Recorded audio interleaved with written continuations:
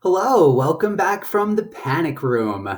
And the last time that you will see the panic room, I wanted to give one final sort of last lecture that didn't really have a lot to do with the course topic. But I'd still encourage you to stick with this video for a few reasons. One, I generally subscribe to the teaching belief that on the first day, nothing is given, and on the last day, nothing is received. So I don't know if there would be a lot of use in creating a video or creating a lecture that went heavy into sociology. Now, I am going to reference some sociology today, but I want to reference something that far extends beyond the realm of sociology, and that's happiness. I can't be the only one who has not felt particularly happy in the last couple weeks. I have not felt particularly satisfied with life. And in my opinion, there's a lot of that going around. It's not something I can really blame myself for, just as I hope it's not something that you can blame yourself for. We're all struggling to find meaning, and we're all struggling to find routine, and we're all struggling with real structural issues that we as individuals, as families, have to face. So my question today is, how do we live happy lives? How many of you, just to start with a question, how many of you want to be happy, both in the immediate sense and over the life course, over the span of your life? How many of you want to, when your life is over, be able to look back and say, I was happy for most of that. I am happy and content with what happened to me. I assume everybody wants that. Everybody wants that. It's seems pretty rare that we actually stop and think about how we create that for ourselves, though. So do I have an answer on how to do this, on how to be happy in the short term and live a happy life in the long term? Do I have the answer to that? I absolutely do not have the answer to that. One thing you need to know about kind of the situation of higher education and the institution of colleges, I'm sitting here as a sociologist teaching sociology. The entire system of higher education is set up to make me look brilliant. Really, it's set up to make me look smart because I have almost total control over what I teach. I have almost total control of what I focus on. And if I'm doing even half of my job, I should look competent because of the control I have over how I'm choosing to present both myself and how I'm choosing to present the field of sociology. But when it comes to some of these other questions about life and society, honestly, I'm just as confused as the rest of you. I'm just as confused as anybody else. So I don't have an answer to this, but I do have a Google Scholar account and I do have the ability to read research. And it turns out quantitative sociology might actually have an answer to this to help us understand what are the determinants of life satisfaction, what helps us be happy. There's very little evidence that just making more money is associated with greater happiness over the life course. It might make people happy in the short term. More money certainly fixes problems in the short term, definitely. Like it's having more money is definitely easier than having less money. But over the life course, there's not a lot of evidence that that's the primary predictor of whether or not you can look back on your life and say, I'm happy with how things went for me. So what I want to do is introduce a couple of the major findings from a major longitudinal study known as the Harvard Study of Adult Development. Now, the vast majority of survey data that we have access to is what's known as cross-sectional. And so what that means is I take a random selection of individuals and I ask them questions at one point in time. And that's that. It stands as those people's attitudes or behaviors or demographics at that particular point in time. What's much more challenging, but also very fruitful in a long-term sense, is longitudinal surveys, which would mean that I ask the same questions of the same group of people at various points in time over a very extended period of time. So let's say I could ask you how you're feeling about things at age 20 and how you're feeling about things at age 25 and how you're feeling about things at age 30, and so on and so forth. That's exactly what the Harvard study of adult development tried to do. It started with a randomized cohort of male Harvard sophomores starting in 1937, and it has lasted over 70 years. The people who started this are now in their late 80s and early 90s. And these men were surveyed and evaluated at regular points in time. They were given psychological workups. They were given life course questions. They were given health checkups, and they were given attitudinal surveys. And this gets people like from sophomores in college all the way through retirement. Since it started in 1937, it got people in wartime and in peacetime, people who were in the army and then had to transition into civilian life. It got people through marriages and divorces and children. It got people into recessions, through recessions, and out of recessions, through the professional advancement and the career failures that define the life course. We now have data on people who have lived full lives, and we can see what it is that mattered to them, what it is that made a difference in their lives. And what you're probably asking yourself is, wait, what can we really learn nationally about Harvard sophomores in 1937? Does that really matter? Like, you're kind of freezing that in time and saying this particular male cohort of economic privilege is going to be what teaches us about how to live a happy and fulfilling life? Not quite.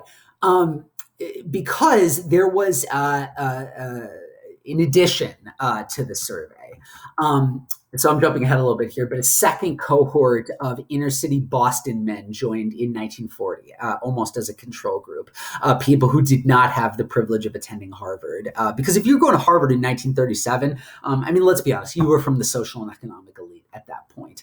But this group of extra men in Boston, they grew up in generally working class environments, and they act as kind of a counterbalance to the economic resources that were obviously given to the group of men in 1937. At this point, the study's kind of coming to a natural conclusion. It's a longitudinal survey that's gone through the life course. Only less than half of the original respondents are still surviving today, and the ones that are surviving are in their late 80s or early 90s. So what does this tell us about happiness in the life course? I don't want to get too carried away with these findings, but I want to present what stood out as the things that were so meaningful, there was no possible way to control them away with other social factors. What is the key to living a happy life? There is an answer to that. There is one variable that over and over again shows up as being the key determinant of everything. And it was true for these inner city Boston men and for the Harvard sophomores, for everybody. Relationships. What you see here, this is a picture of two of my buddies, two of my very good buddies that I met in grad school. Went through the grad school process with them and still maintain contact with them. Good relationships keep us happier in the life course no matter what's happening, and good relationships keep us healthier throughout the life course no matter what else is happening to us. Satisfaction with and the level of warmth in the relationships that surround us was the single most powerful predictor of what happens to our bodies, what happens to our minds, and what happens in our lives. It was the number one determinant of where we end up, how happy we are, how mentally healthy we are, and how physically healthy we are. And this was true regardless of any control variable they could conceivably put in there. So what do I mean by a control variable there? It's like, all right, well, what's the effect of good relationships over and above people's level of income, or whether or not people had children, let's say? Doesn't matter. Doesn't matter what these relationships are. It just matters that you have them and that you are satisfied with them and that they are enduring. And that's actually one of the biggest fears I have for my life going forward, is I can kind of divide my life and the relationships that I have into very discrete units, where here are the people that I met in the old neighborhood growing up in like elementary school. And then here are the people I'm friends with in college. And here are the people I'm friends with from grad school. And here's my professional network. it seems very siloed in a way that I'm not sure will last, right? I'm not sure that will last. I'm not sure in 10 years I will still be in contact with the people I grew up with. I'm not sure in 20 years I will still be in contact with the people that I went to college with, because it's just so siloed. Nevertheless, relationships matter. So when it comes to finances and people's wealth accumulation throughout life, it is not predicted by economic starting points, and it actually was not predicted by IQ, which is not surprising to people who study IQ and understand how that's actually measured. But to a lot of people, we think about IQ as if it's this major thing. No, that IQ, a baseline level of intelligence and competency was meaningful, but beyond a very low threshold, financial success was most predicted by people with warm relationships. The people with the highest levels of ranking on warm relationships earned $141,000 more at their peak salary than anybody else. It was the single biggest predictor. So we all want to be rich and handsome and James Bond, but really, having warm relationships was the single biggest thing that the working class could do to protect themselves. Now, this is not to say that starting point is unmeaningful. It's incredibly meaningful. But it is really social capital that's driving this, and the strength of the relationships that we bring into the workplace. Okay. Now, in terms of parental relationships, the men in this study who reported that they had a very warm relationship with their mothers, they earned a lot more money too. And that's not so much at the level of like it opening professional networks for you, but it seems to have made these men a lot more socially adjusted to be able to work together with people and to maintain a level of happiness outside of the workplace that let them work very hard within the workplace and work very effectively within the workplace. So men that report very warm relationships with their mothers earned an average of $87,000 more per year. But I've been saying that money isn't everything. They were also much less likely to develop dementia. They seem to be much more mentally there and with it, so to speak. They were far more effective at work, which probably plays into the salary and the peak earnings. What about with your father? Well, there's some very amusing findings here. But if you maintain a warm relationship with your father, and I realize that's not always under your control, but if you do the best you can, people with a warm relationship with their father had much lower levels of anxiety throughout the life course. They were much happier at age 75 when presumably your father isn't around anymore. And perhaps most amusingly, they had much greater enjoyment of vacations. That seems amusing, but if you take that further, that also kind of shows like people who were sort of satisfied and happier outside of the workplace didn't have to search for ultimate meaning within the workplace. One of the things I'm worried about from my own life is I find a lot of meaning in the workplace, and I know I need to do a better job of finding meaning outside of the workplace. And so what that tells me, the people who are enjoying vacations are the one that can kind of turn off their focus on work and go enjoy Florida. And trust me, it takes some effort to enjoy Florida, you know? So I hope you see where I'm going with this. Like if you maintain a good relationship with your parents, it just allows a lot of other things to stay in, it allows a lot of other things to fall into place. And I know that's not always possible. I'm just showing you what the findings are here. This one's personally concerning to me because I don't know a single person your age that doesn't have some kind of weird unresolved issue with your parents. Even when we love our parents and even when we know our parents love us. I think it's just an inherent part of the generational experience at this point. But if you do this, if you can maintain and make the best of whatever relationship you have with your parents, that's meaningful. That's a key core relationship in our lives. Now, as for what can really fuck your life up, alcohol. This over the course from 1937 forward, alcoholism was the single biggest risk to people's lives for very obvious reasons, but also for reasons that relate to the relationship angle here. It was the main cause of divorce. It was correlated with both neurosis and depression. And most importantly, all these problems like depressive issues, those seem to form after alcohol abuse got started. It's not that people got depressed and neurotic and started drinking or abusing drugs. No, it generally worked the other way around. They developed an unhealthy relationship with alcohol, which caused an unhealthy relationship with everything from that point on. So over time, not just from physical health, from mental health, alcohol abuse and smoking were generally the greatest contributors to early morbidity and to early death before life expectancy.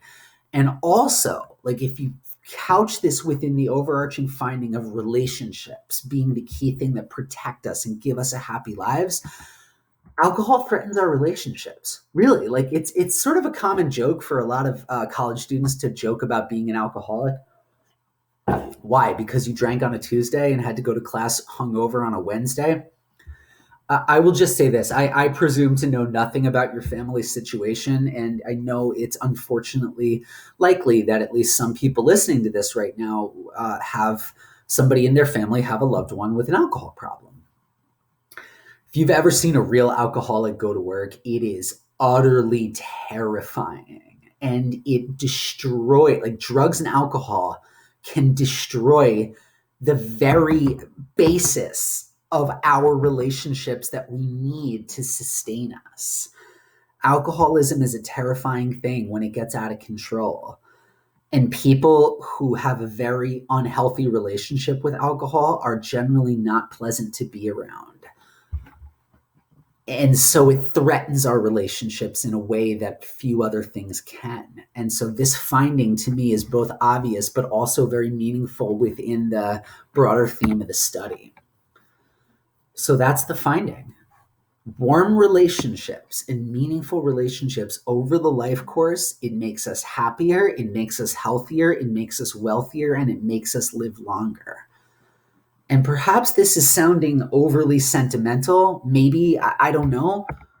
But I also choose to interpret this as a very powerful finding and a very meaningful finding because I can control this far easier than I can control other things. I can't control the stock market. I can't control the current pandemic. I can't control whether or not I'll have a job in 10 years. But I can control the social networks that I create. I can control what I choose to give to other people as a piece of myself and what I choose. Like I can choose to take care of others and to let others take care of me. And so what's the key? Like, what advice can I give you for living a happy life and being happy? 3 things. Maintain the friendships, because that might be all you have at some point. Maintain a relationship with your parents as best you can, even if that's difficult. Work with your folks as best you can, because they're the only parents you'll ever have. And drink in moderation. I enjoy beer, but drink in moderation. The second alcohol and drugs begin to affect your relationships with others, that's the time to very carefully consider your relationship with alcohol. All right. And if you can do those 3 things, I think a lot of other things become easier. It's not that a lot of other things become guaranteed, but a lot of other things become easier because when you are clear-headed and on good terms with your parents and you have a lot of friends, a lot of other things feel easier, even if they aren't actually easier. But if you want to email me and tell me what you think is the secret to living a happy life, I'm all ears. If you can figure it out, you let me know, because I'm just as willing to listen to this as I am to report findings of the Harvard study of adult development. And that concludes this semester. Thanks so much for going on this journey with me. Thanks so much for your attention to detail in the online environment. If you ever feel going forward that I can be a professional resource to you, you're more than welcome to reach out to me. Thank you and goodbye.